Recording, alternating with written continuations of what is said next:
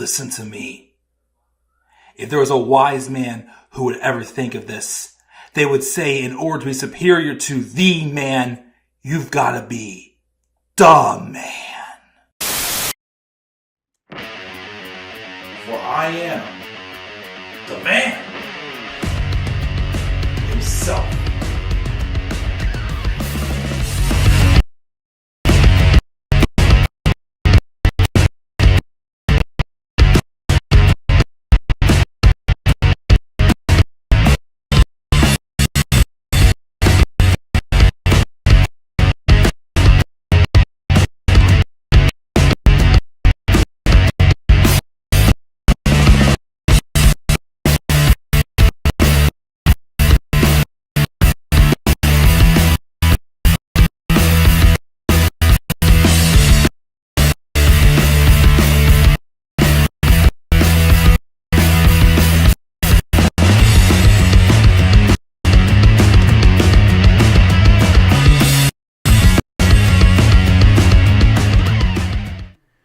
Say his name and he appears. The man himself is live here on YouTube. Guys, what is going on? How you guys doing on tonight? This is the Club of the Man 1993. And yes, I know I am a few days late. I meant to do this last night, but I wasn't prepared. And by the time I was ready, it was late at night and I was tired. And I wanted to give an effective review. So I'm going to give an effective, but I don't want to be up here super duper long because I do want to watch Raw tonight. I do also don't want to keep my wife and my son hanging upstairs either. So I do want to, be effective, get my thoughts in for Rumble, and then go enjoy Raw. We are on the road to WrestleMania 42. Did Royal Rumble set some good things up for WrestleMania? We're going to talk about it right here and right now.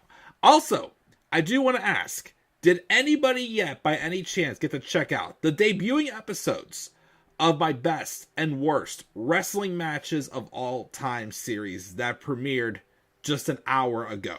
I would like to hear if you guys did get to watch them and your thoughts on the 2014 matches. Again, I've been working on editing those for a long time. Almost 2 years. And again, the reason why it took me so long to get the first one done is because I'm doing a thing where it's like, okay, once I finish 2014's, the only thing I had to lay out for 2015's is the intro. Then I put the finishing touches on it. The finishing touches literally didn't take me that long to do. But literally, it's like, once that one's done, then like I do like one more for 2016, 17, 18. So that way, once one's finished, the next one's just about ready to get the finishing touches on as well. So I have like my system going. So don't worry, it's not going to be another 2 years till you see the next one.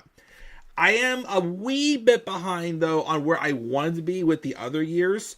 But that's because I was trying to push to get the 2014 one done before the end of the month. I basically did it. But I was originally going to have them premiere after this review if I did it last night. But because I didn't do the review last night, I had them premiere first because I didn't know what time I was going to be going live tonight. But I'm going live here right now, and we're going to talk about Royal Rumble 2026. Again, it took place this past Saturday, January 31st, 2026. And the actual name of this new stadium that they built a month ago for WWE events, I believe it's called the Riyadh Season Stadium or something like that is what they call it, in Riyadh, Saudi Arabia. It was a nice stadium. I gotta be honest though, the LED lights were cool that they had in the crowd. Did anyone else besides me though thought that look at first that nobody was there? That's the only thing visual that I had a problem with. It looked cool. It's just like, it looked like nobody was there though. So I found that a little bit strange. As far as the show goes. So, I've had my time to sit back and talk about it. And think about it. There is a ton of opinions out there, and there's gonna be. People are super critical right now on WWE. People are still upset at Triple H for how he handled John Cena. Heck, they're still upset at him. They were chanting stuff apparently during the post show, like AEW, we want Vince, which that one is still ridiculous. I still do not understand how anything Triple H has done since being taken over creative has been on as bad as Vince McMahon. Remember, like, what was it, like, recently when we did a stream and Robbie Kenobi was, like mentioning stuff that he was sending to me through my Instagram Messenger and whatnot? No offense, guys. I don't want Vince back. Is Triple H doing the best work we know he can do? No, definitely not. I agree with that for sure. This show, I'm going to get, when I get to it, get my thoughts on it. It's good. Has its problems, though. I'm going to talk about that, about the things that I didn't like, as well. But seriously, like, would you rather be seeing WWE playing it safe, or would you rather have Vince McMahon doing stuff like that he knows people are going to hate putting out on live television all the time? Stuff that's embarrassing people on live TV. Would you rather have that? I'm just saying. Like if, knock on wood, again, whatever happens with the lawsuits and whatnot that are still apparently going on, I have no clue what's going on. Whatever happens with that, that's whatever. But seriously, if Vince McMahon would somehow ever come back and get back in the chair and do the same thing he was doing before, I wouldn't want to hear any of you people complaining. I'm sorry. I gotta be honest here. If you're gonna say stuff like Vince McMahon needs to come back, then I'm sorry. We totally disagree on that right there. But just letting that little flare up out, I apologize again. I don't ever want to sound like I'm bashing people with their opinions, but I just don't understand why people would want Vince McMahon back. When, yes, I know WWE is not doing its best work right now, but it's not as bad as when it was with Vince around. With that being said, this Royal Rumble pay-per-view, I have my mixed thoughts about it. Was it a fun show? Yes, I enjoyed it. Was it like at the standard that it should be for ESPN's first Royal Rumble and whatnot? No. It was better than WrestlePalooza, which I still view that as probably the weakest pay-per-view so far in the ESPN era. But I don't know. Like I said, like there were some things that I liked, but there were some things that I was kind of head-scratching about. There is, of course, the impact of the AJ Styles and Gunther match and the effect that kind of left on the show. Honestly, I'm just being real with you. I would have had that been the main event. Because I feel like there wasn't really anything that followed that like made up for it. You know what I mean? Like, the results of that, we were all mourning and just shocked that they were already retiring AJ Styles. Even though I don't know what AJ's plan is right now, I'm hearing rumors that was his last WWE match, but he's going to go, his contract supposedly expired yesterday or whatnot, and he's going to go wrestle elsewhere, which I believe he should. Well, I don't want to get too far ahead with it, but I feel like that the card structure, because I even thought so too, like, with this card structure was going to be tricky, and I still feel like, again, they should have had AJ Styles and Gunther be the main event if they were going to do what they're going to do, if I'm being honest. But that's just my opinion. Again, I don't want to be here too long. I got nobody in the live chat so far. That's a little bit surprising. So, hopefully some people do join. If not, it is what it is. But if you do, please leave your thoughts in the comments section about this Royal Rumble pay-per-view for sure. And we're going to get right into it. The show opened up with the Women's Royal Rumble match. I thought because of, what the impact could be on some of the matches, I thought that we were going to get one of the non-Rumble matches opening up the show. I thought it was going to be Drew McIntyre and Cody Rhodes. Drew McIntyre and Sami Zayn, or as Drew said at one time, Sami Zayn opening up the show. But instead, it was the women. And an interesting start to this match. The number 1 and 2 entrants were Charlotte Flair and Alexa Bliss. And for the couple minutes it was just the two of them, they were teasing that they were going to take each other out. But then we're just like, nah, I'm not going to do that. Nah, I'm not going to do that. We're going to go together. And let's just say it's small elements, because I still have a video I want to do on the booking of Charlotte Flair. It's small elements that I do like that they're doing with Charlotte Flair. I feel like it's character growth.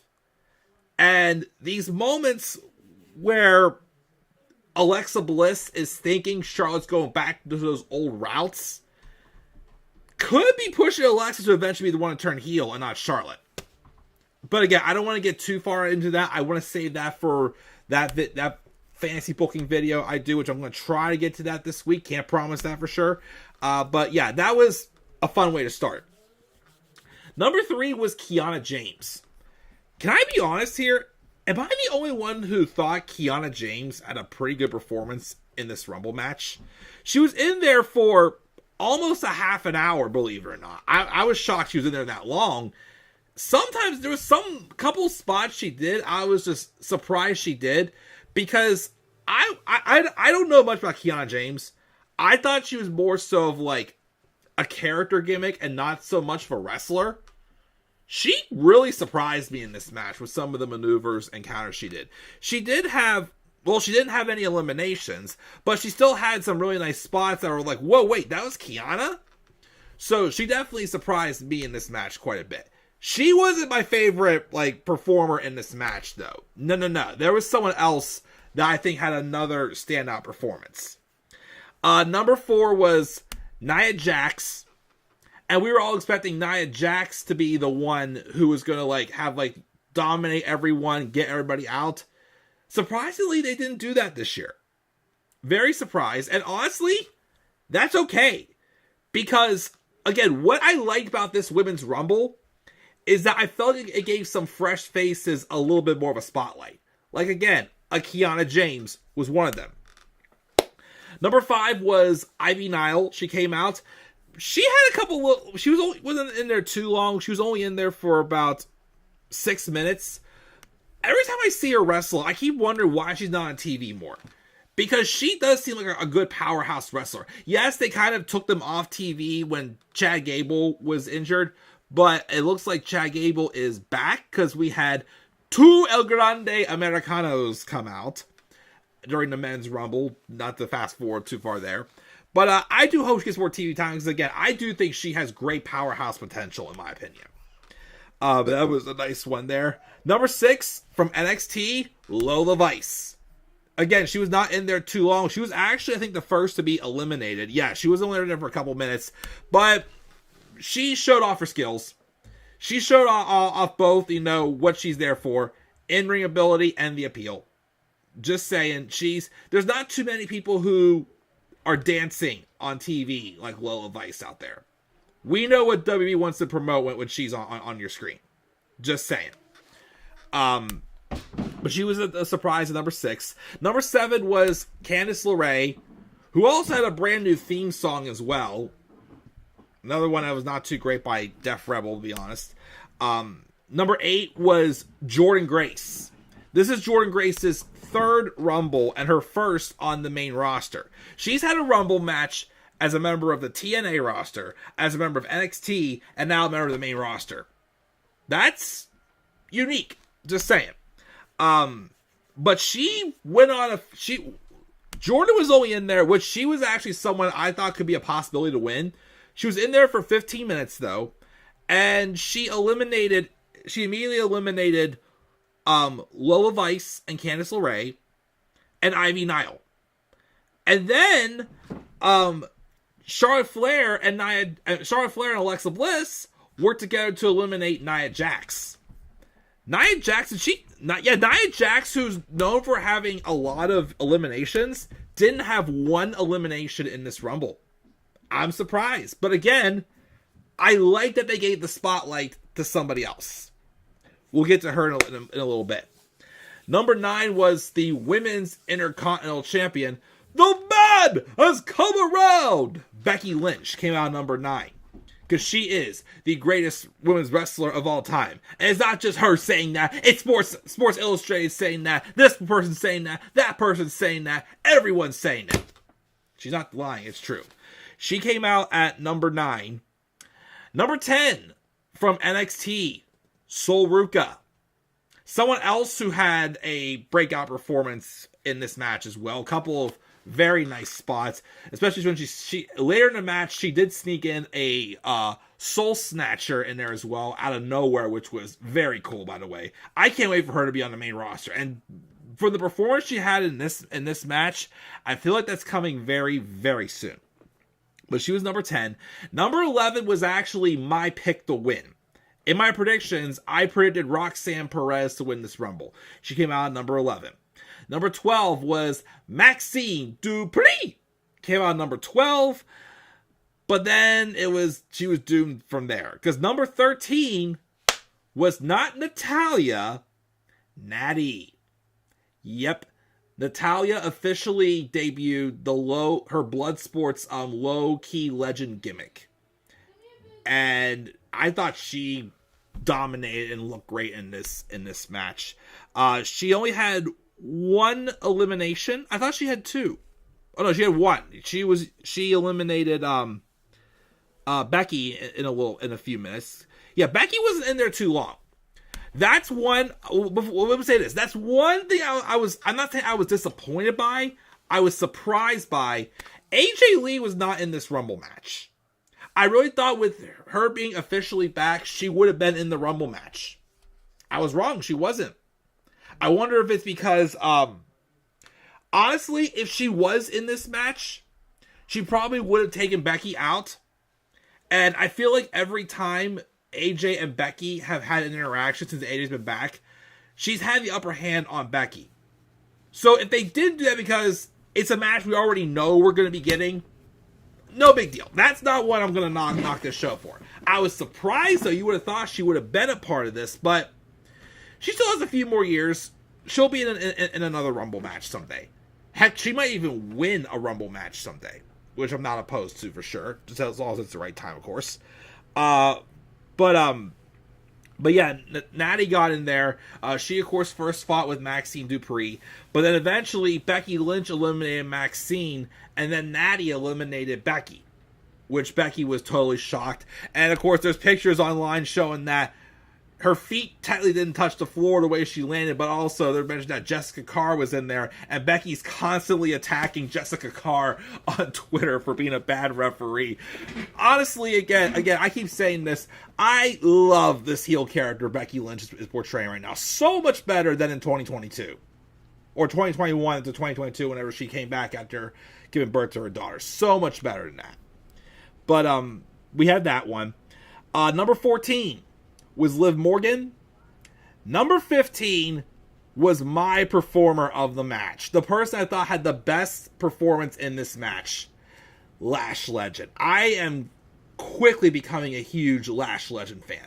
And I've been that way, honestly, since her performance in the Battle Royale last year at Evolution. Like, she did that good. I was under the impression they were going to call her up then and have her be Naomi's muscle. But, of course, Naomi got pregnant, so that didn't happen. So they have her with Nia, which I'm fine with. But she had a great performance in this match. Again, she has gotten so much better since I first saw her. I have first seen her. But she got in there and she eliminated Jordynne Grace. I was kind of bummed to see Jordynne, who came in with a lot of momentum. She started off really hot in this Rumble match. Then she got eliminated by Lash. Would like to have seen Jordynne last a little bit longer, but she still had a nice performance in there. She's still seasoning out though. But yeah, Lash eliminated her. Number 16 was Zelina Vega. She still has the dull theme song that's similar to the SmackDown theme, even though she's now with Aleister Black. Yeah, I still like that theme song.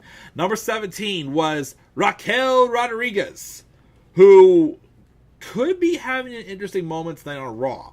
We'll talk about that when we get to the end. But she came in and she eliminated Kiana James. Which again, I had totally forgotten Kiana was in that long. Like I said, she had a couple of great spots in there. That's another, like I said, Lash Legend was my favorite performer in this match. But Kiana James, I gotta give her some credit. She looked pretty good as well, too. Number 18 was Chelsea Green. And Alba Fire came out with her. And of course, so Chelsea gets in there. It's like, I'm going to make friends. And then she's just going to get the crap beat out of her. She did have a spot in the match where she was almost eliminated. But Alba Fire was outside. And Chelsea landed on her feet on her back. And she did like the save part of the match. Alba also tried to get into the match as well. But she got tossed over the rope as well. Just because, just to cause a distraction or whatnot. So, that didn't really work there. But Chelsea was in there for a little bit. Number 19 was the Women's United States Champion, Julia. Number 20 was one half of the Women's Tag Team Champions, Io Sky. Number 21 was Asuka, the winner of the first ever Women's Rumble in 2018. Her and Julia had a nice little sequence together. I would love to see a match between those two if Julia ever gets out of the funk she's in right now. And number 22 was Mommy Rhea Ripley. She came out number 22. She was definitely another heavy favorite to win. And in this span of this time, we had Julia eliminate Zelina Vega. And then Rhea eliminated Chelsea Green.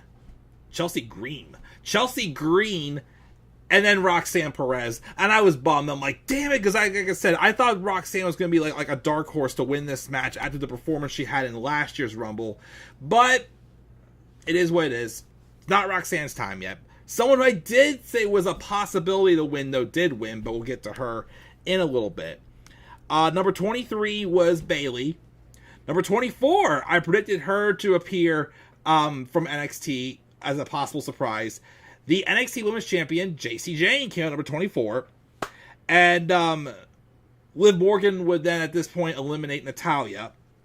Number 25 was the number 30 entrant in last year's Women's Rumble. Did you get look, but you can't touch Nikki Bella, number 25. Haven't seen her since the triple threat she wrestled with Stephanie Vaquer and Raquel Rodriguez. But I'm like, whatever. She was number 25. Number 26 was Lyra Valkyria. Number 20. Then we had Julia get eliminated by Lyra. Number 27, a nice other surprise I was thinking would happen too from NXT, Kalani Jordan. And she had a couple great spots in this match too, I will say. She wasn't in there super long, but she's going to be something big when she gets to the main roster. I'm excited to see what the soon-to-be Mrs. Mello, in case you didn't know, her and Carmelo Hayes are engaged. She's going to be great on the main roster. I think she's going to be down there for a little bit longer. Maybe get a run with the NXT Women's Championship. She did, of course, have the run with the TNA Knockouts Championship. But give her a run with the NXT Women's title and then call her up. So she'll be up soon. Number 28 was Kairi Sane. And Kairi had an interesting role in this match. Now, I don't think Kairi was officially announced. I was hoping they would have done a thing like what they did in 2024 with having Bayley be surprised that the rest of Damage Control was in there without telling her she was going to be in there. I was kind of hoping it would have been the same with Asuka and Kairi because we're getting back to the whole storyline with what's going on with the Kabuki Warriors and Io Sky. But Kairi's at number 28, and then there was a spot in there where I forgot I think they were trying to eliminate Io. I can't remember who it was. Kairi accidentally eliminated Asuka, and she got all upset about it. And then Io Sky, still having a heart for Kairi, eliminates Kairi. They didn't really interact outside, but that has you really worried for Kairi. They're about to get back on track with this storyline. And again, simple storytelling moments is why I did enjoy. I thought this was a pretty good Rumble. So I enjoyed that. Number 29. Brie Mode! Yes, Brie Bella made her return. First time she's wrestled in a ring since the 2022 Women's Rumble that had all the surprises spoiled ahead of time, including the legend Summer Rae. Now we have the legendary Bella Twins. Lovely. Her and Nikki reunited. I'll say this right now. Don't be surprised if at WrestleMania they have the Bellas win the women's tag titles. If you do that, whatever. I don't give a crap about those women's tag titles. But don't you dare put a world title on either one of them. Don't you dare. And honestly, also, I was going to give Nikki credit because she did do a nice look at like running Bulldog in this match. But then again, I keep thinking, I'm like, wait a minute. Why am I supposed to be thinking, okay, Nikki Bella is trying to, get up to par with the current women right now? Again, the women should be trying to get up to par with her because she's a freaking Hall of Famer. Even though, once again, she is the best thing of a horrible era of women's wrestling. Again, I'm sorry. Hate me all you want. Again, I'm sorry. The Bella Twins are successful in their own ways. But as far as in the wrestling ring, if you took their name out of the history books, would it impact it? No, it wouldn't. So, we got that, but we didn't get Paige. We didn't get AJ Lee. We didn't get Bianca Belair, who didn't come back, which I had a feeling Bianca wasn't going to come back because I thought she had another surgery on her finger. So I think that's taking longer to heal than they thought. So we didn't have Bianca, but we did have another return I predicted. Number 30 was Tiffany Stratton. This is the first time we've seen Tiffany since she lost the title to Jade Cargill at Saturday Night's Main Event in November, which is a title reign that Jade Cargill hasn't had one single title defense since. That's ridiculous. It's been 3 months and she hasn't had one title defense. That is absolutely horrible. It's horrible. And after that, we had the Bella Twins eliminate Lyra Valkyria and Bayley. They do their stupid little loser pose. I'm like, I don't miss that. Kalani Jordan got eliminated by JC Jane. But then JC Jane got eliminated by Sol Ruca. That's right, Sol Ruca came in number 10, and she was in there for a long, long time. We'll get to the times in a second. And then the Bellas got eliminated by my favorite performer of this match again, Lash Legend. Or soon-to-be Ms. Whoop That Trick. Because again, her and Trick Williams are engaged. Very, very recent as well. Congratulations. But she eliminated the Bella Twins. Thank you! And then, she also eliminated Charlotte Flair. That's what I liked. They gave some fresher names, eliminating some big names like that. That was big for Lash. Her eliminating Charlotte was huge. And then she also eliminated Io Sky. But then that's where Rhea stepped up and she took out Lash. But then Raquel Rodriguez picked up Rhea and did a hell of a Tejada bomb out of the ring and eliminated Rhea Ripley. Charlotte Flair and Rhea Ripley and Io Sky did not make it to the Final Four. The Final Four, for a split second, was Raquel Rodriguez, Sol Ruca, Tiffany Stratton, and Liv Morgan. That's a pretty fresh Final Four there. But, and here's the interesting part here. And as soon as this happened, I knew this person was going to win the Rumble. Liv Morgan comes up behind Raquel and eliminates her. Which I was shocked that happened. If anything, I thought Liv would have tried to eliminate Roxanne, or Roxanne would have tried to eliminate Liv. But Liv went after Raquel. And Raquel has a title match in a street fight against Stephanie Vaquera tonight on Raw. But the final three was Liv Morgan, Tiffany Stratton, and Sol Ruca. 3 fresh names. I loved it.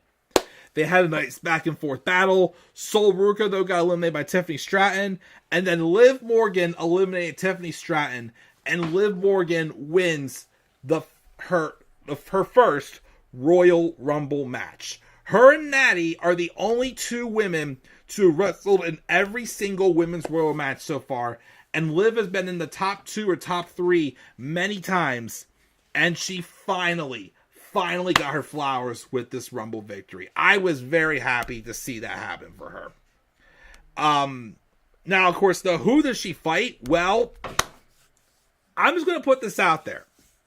Obviously, even though it was strange because there was like an exclusive video like leaked on TikTok or whatnot of Roxanne, Liv, and Raquel backstage with each other, FaceTiming Dom. That's someone else who wasn't there. I was surprised. I thought he would return here. Dominic Mysterio was not there either.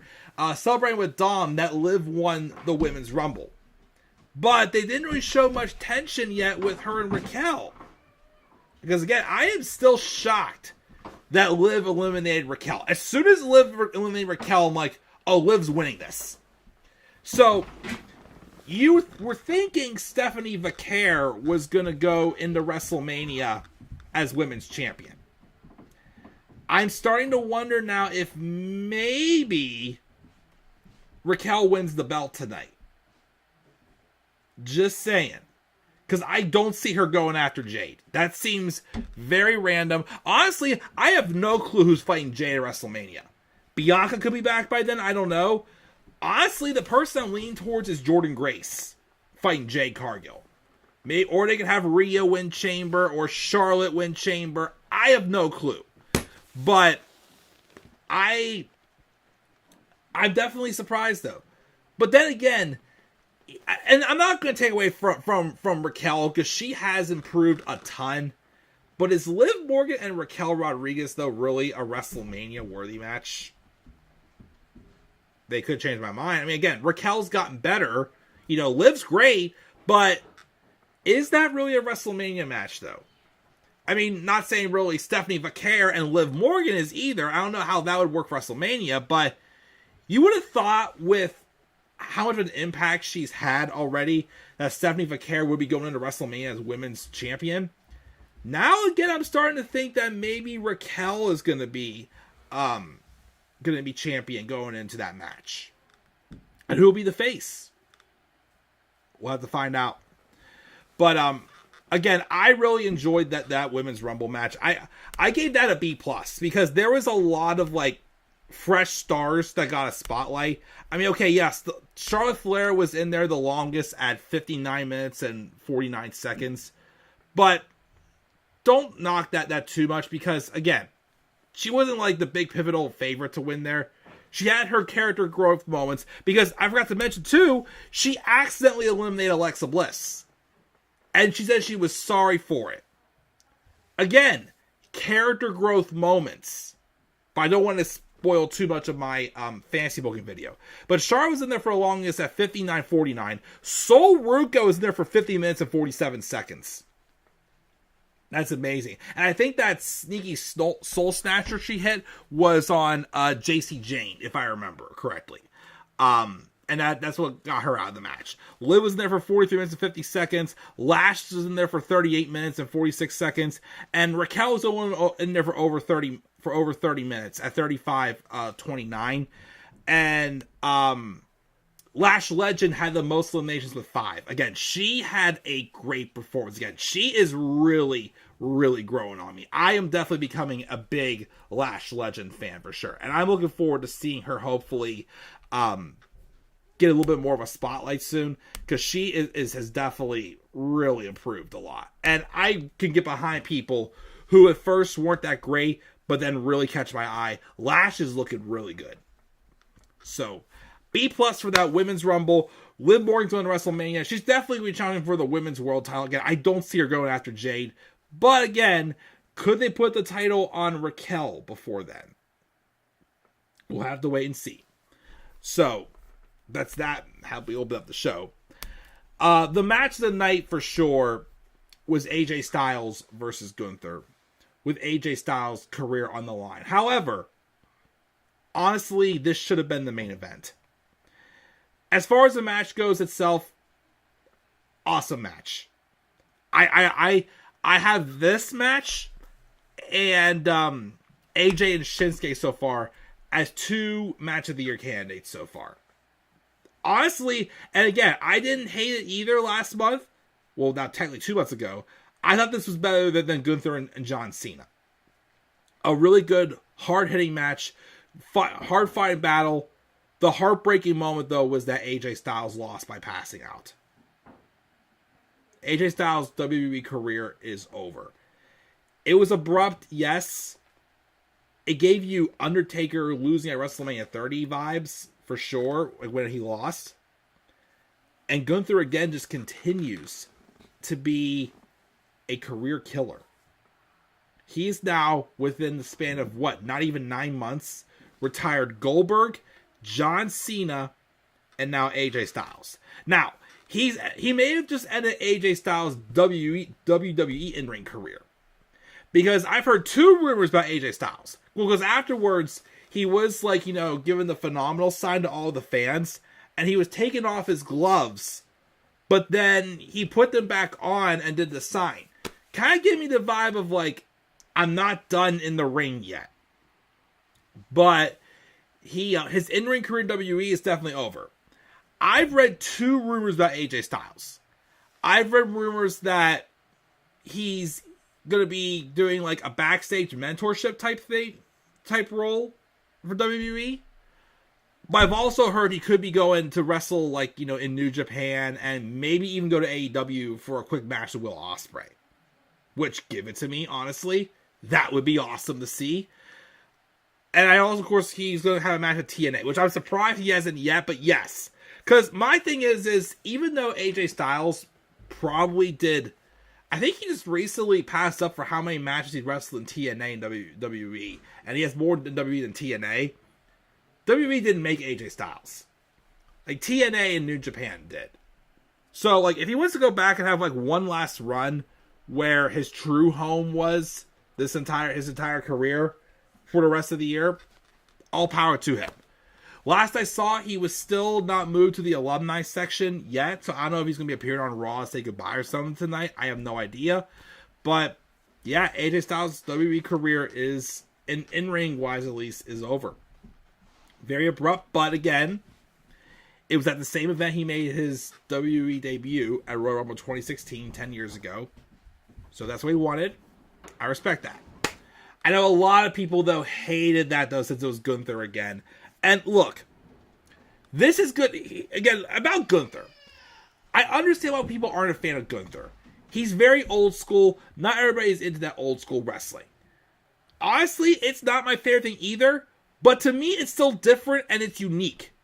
And he's one of those heels that doesn't always have to cheat to win matches. Do we really need every single heel to be a cheater, a shortcut artist? Gunther's not. Yet I give him the white heat. And it's come on, Gunther, really, he's the type of heel we need. And honestly, this heat he's getting for retiring people is exactly what we need. So much so that I, for a few minutes, thought he was going to be winning the Men's Rumble. But he didn't.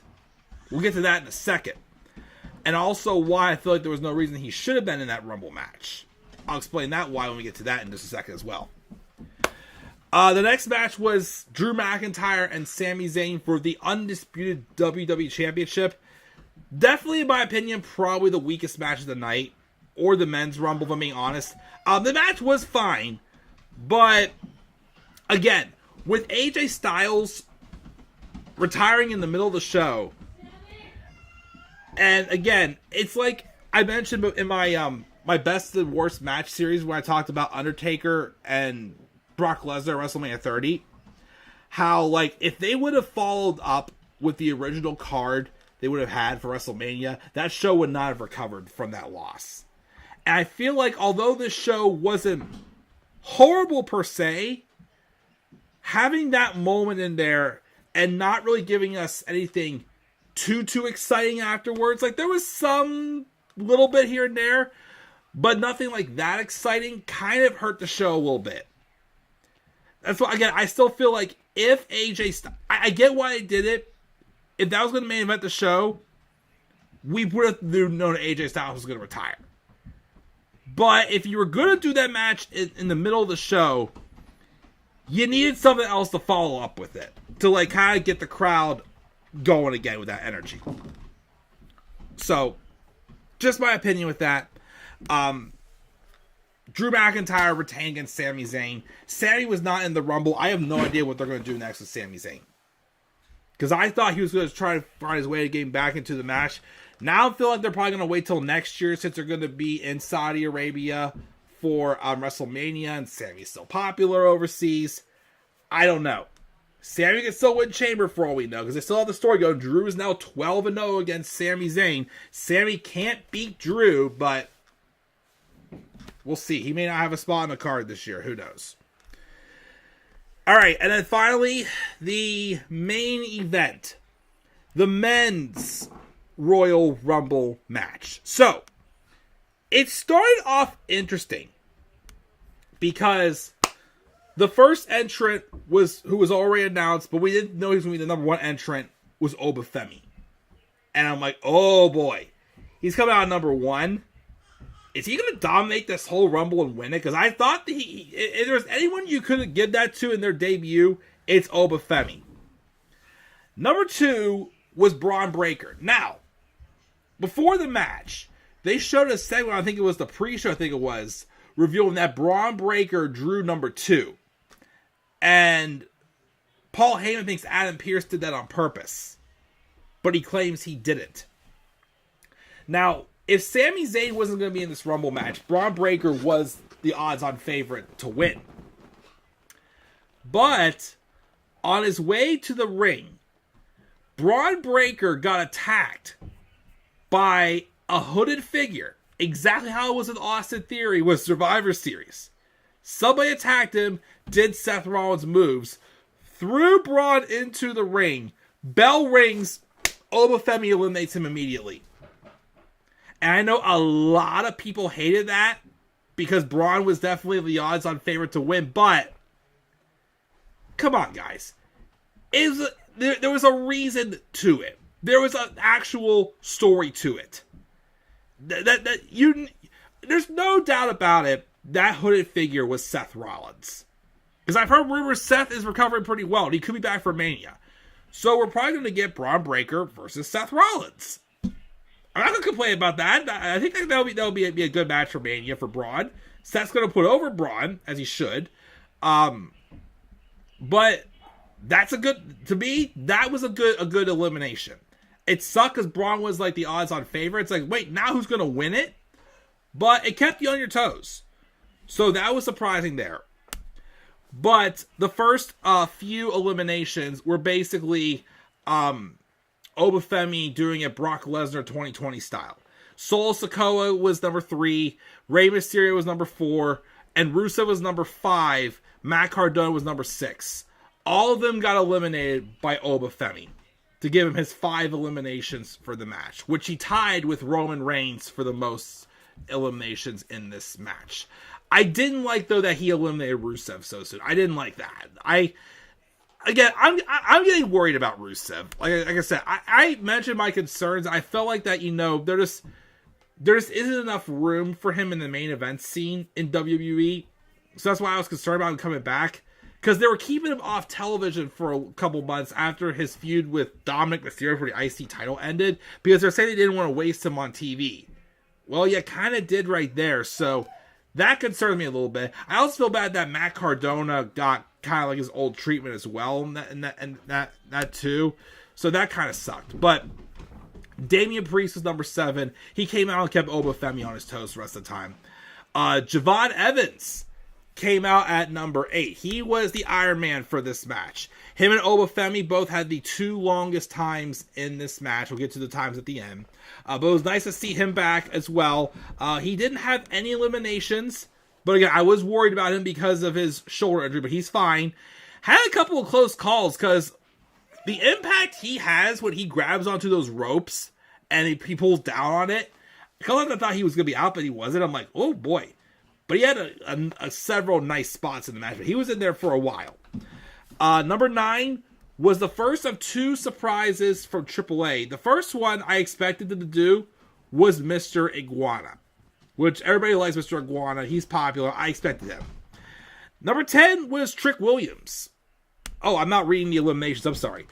There actually wasn't any until Trick Williams came out and eliminated Mr. Iguana. Number 11 was obviously another favorite, Cody Rhodes, surging to win his third Royal Rumble match and third in the past 4 years. I'm sorry I didn't want it. Number 12 was El Grande Americano, or Ludwig Kaiser, as we know. But then, number 13 was also El Grande Americano.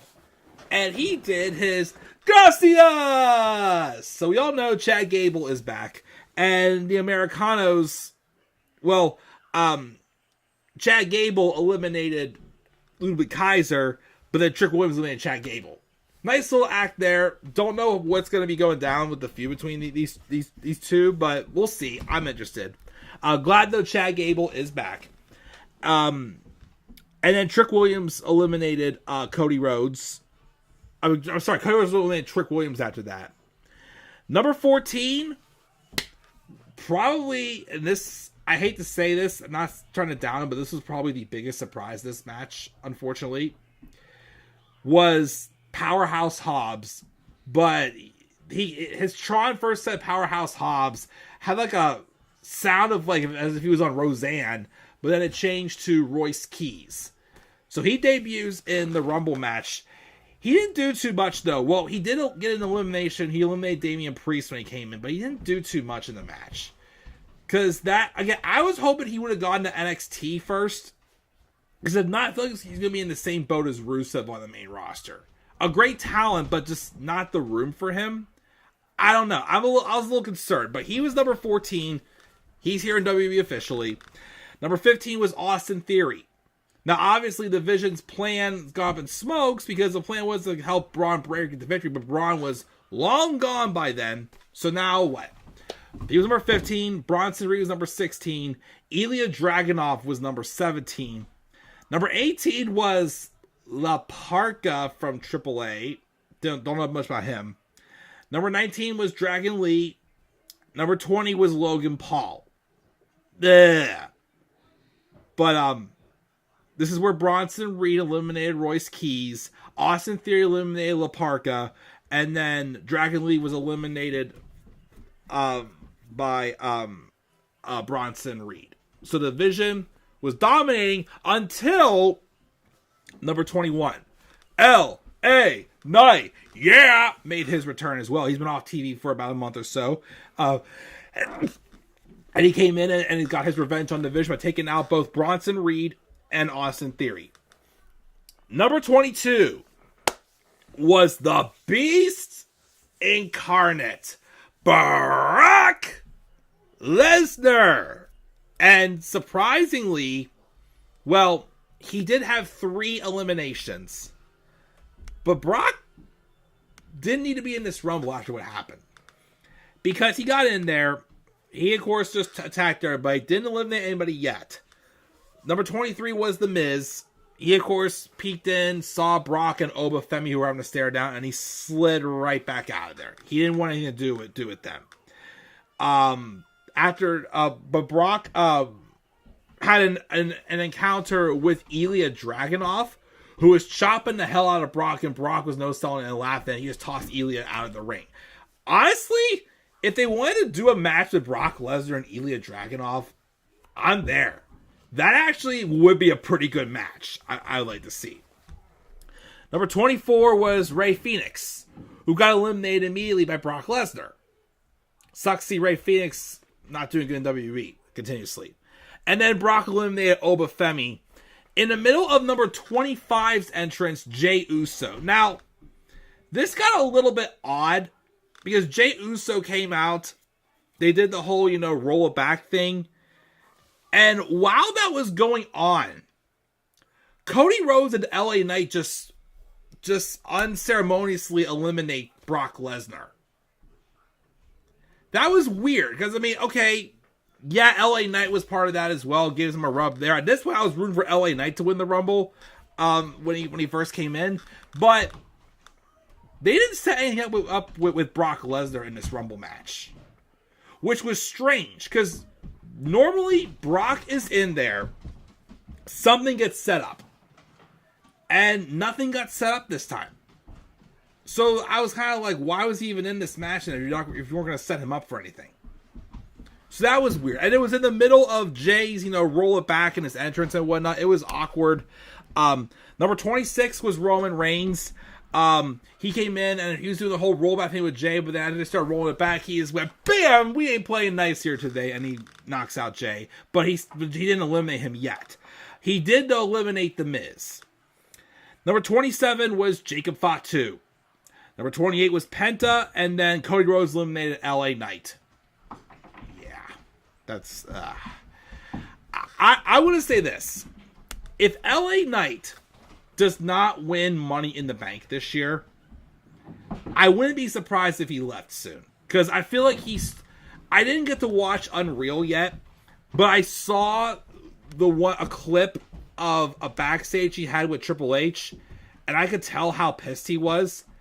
I wouldn't be surprised that if they don't capitalize on him like soon, he's not going to be around much longer. Just saying. Number 29 was Randy Orton, and then number 30 was Gunther. Which, honestly, when Gunther came out, I thought he was going to win the match because he just got more heat put on him from retiring AJ Styles.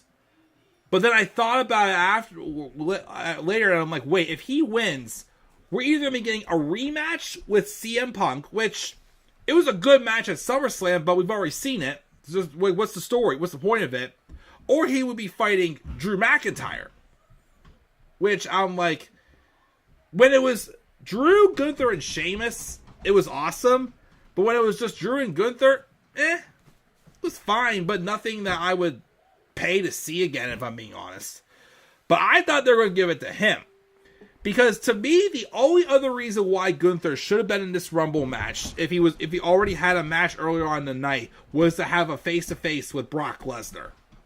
And Brock was already out of the match, so it's kind of like, then what's the point of Gunther being in this unless he's going to win? And he didn't win it because we had Randy Orton eliminate Javon Evans. They were having teases of having of them trying to redo the spot from the CW match they had in NXT like a year and a half ago, where Javon Evans messed up the spot of the RKO. I think they tried to recreate there, but Randy still eliminated Javon, who was in there the longest out of everyone in this match, by the way, at like 40-some minutes. Yeah, he was in there for... Javon Evans was in this match, if I can get the time up here, was in this match for 40 minutes and 58 seconds. Femi was in there for 39 minutes and 4 seconds. So that's some nice numbers to see there from those two. Let me see here. Yeah, so Randy eliminated Javon. Gunther eliminated Penta. And then Cody Rhodes was like hanging on on the top rope. And then I see someone hanging out like on the outside. I'm like, wait, who is that? And then Drew McIntyre comes out of nowhere and claymores Cody as his head was over the ropes and eliminates him from the match. Because, and here's the thing too also, people are freaking out that Cody's going to win the championship for WrestleMania. Again, Cody Rhodes cannot challenge Drew McIntyre as long as he is champion. So the only way he has to earn a title shot is either by winning the Rumble, didn't happen, or he has to win Chamber. That's the only ways Cody Rhodes can even get a shot for the world title against Drew McIntyre, is if he wins one of those two matches. And if the Rumble winner doesn't pick Drew. So, Cody got eliminated. He wasn't even in the final four either. And then Roman Reigns eliminated Jacob Fatu, and then he also eliminated Jey Uso. The final four was Roman Reigns, Logan Paul, Gunther, and Randy Orton. And then Roman eliminated Logan Paul, thank God. And then Gunther eliminated Randy Orton. Came down to Roman Reigns and Gunther.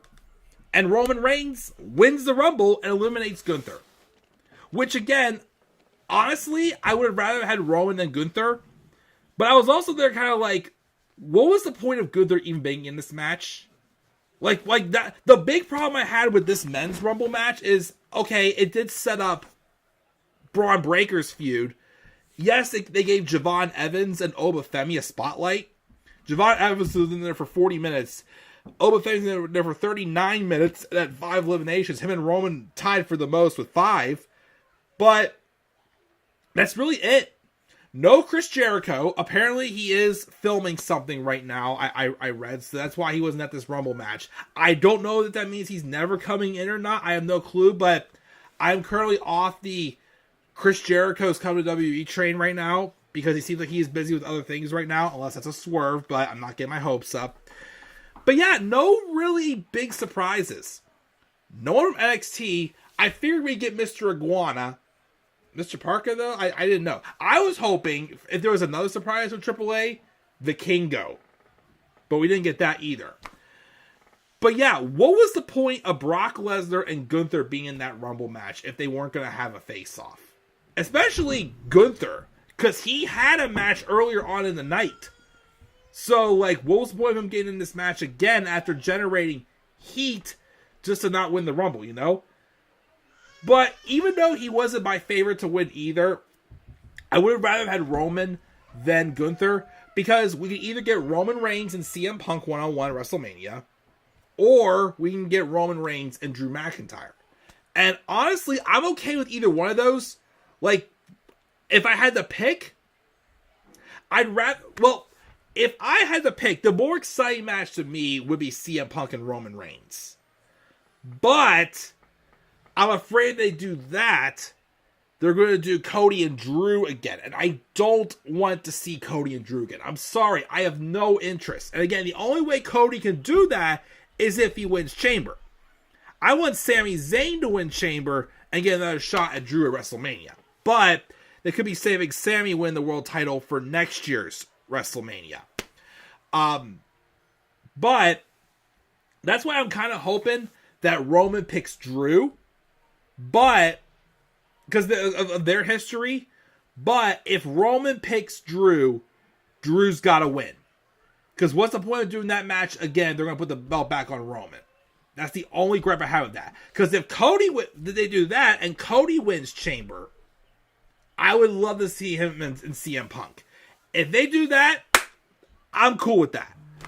But I don't know. And that's the thing. We don't know for sure what's going to happen. We don't know who's going to be champion by Mania as well. So, I get the Men's Rumble wasn't the best. It did have some, like I said, the stuff with Brock, like why was he even in there if they did that? Didn't really set up much. Not many big surprises, but it had me wondering what's happening next. I'm not scared, but I don't know what's going to happen for sure. So, we'll see what happens. Raw is getting started now in a few minutes. It looks like we had an empty live chat. That's a shame. I don't know what happened there. Before I get off the air, the Men's Rumble again. Oba Femi and Roman Reigns both had 5 eliminations. Roman Reigns wins his second Rumble, which I am also happy for Roman. He got to win a Rumble and not be totally crapped on like he was 11 years ago. So, like, I'm happy he got that, because, again, he didn't deserve that in 2015. He didn't deserve to be booed like he was out of the building. It wasn't his fault. It was just that they were trying to push him at the wrong time, and that Rumble was booked horribly. But, again, not his fault. It's not his fault, but, you know, I still feel bad that happened to him still. But I'm glad he got to have this Rumble victory. But he tied for the most eliminations with 5 in this match with Oba. And then Javon Evans was in there for 40 minutes and 58 seconds. Oba Femi was in there for 39 minutes and 4 seconds. Cody Rhodes is the only person who was in there for over 30 minutes at 36 minutes and 50 seconds. And yeah, not many people got over 15 minutes in this match. It was actually a shorter match. Last year's Rumble, the Men's Rumble was like an hour and 20 minutes. This one was not even an hour. It was only like 56 minutes. So, yeah, I would probably give this Rumble a B-. It was a harmless Rumble, yes, but not super exciting either, and a couple little missed opportunities there. But we're going to get off the air here now. We're going to go watch Raw. I will be bringing back Raw and SmackDown reviews this week. I don't think I'll be doing them live this week, though. I have a lot going on, but I do want to try to start bringing them back again for WrestleMania season. And go from there and see what we got. So my final grade for the Rumble is a B. Not the strongest Rumble, not horrible. It could have been better, but again, you know, it was harmless. Could have been better, yes, but again, I still think they should have main evented with AJ and Gunther since AJ was retiring, because there was nothing that really helped the fans, you know, like, you know, get super duper happy again after that. Not saying that it was horrible, but there was no like Yeselmania moment or something like that afterwards. Or no, like, big surprise that really got me excited. So, yeah. B for Rumble 2026. Again, I give a B+ to the Women's Rumble, A- for AJ and Gunther, and then B- for both the Undisputed title match and the Men's Rumble. Roman Reigns and Liv Morgan are both getting world title matches at WrestleMania. We'll see where it goes next. Again, guys, you guys thoughts down in the comment section below. Slap a like on the video and subscribe for more content on my channel. Follow me on Twitter as well, The Club of the Man 93, and also on TikTok and Instagram, The Club of the Man 1993. If you haven't done so already, make sure you check out the first of my best and worst match series. Again, hopefully 2015's videos will be coming very, very soon as well, and other stuff to come to the channel as well very soon. Until then, guys, I'm checking out. I'll catch you all later. Have a great rest of your night. And do not forget, in order to be superior to the man, you've got to be the man. And for I am the man himself. And that is not just an opinion, my friends. That is a fact of life. Yeah!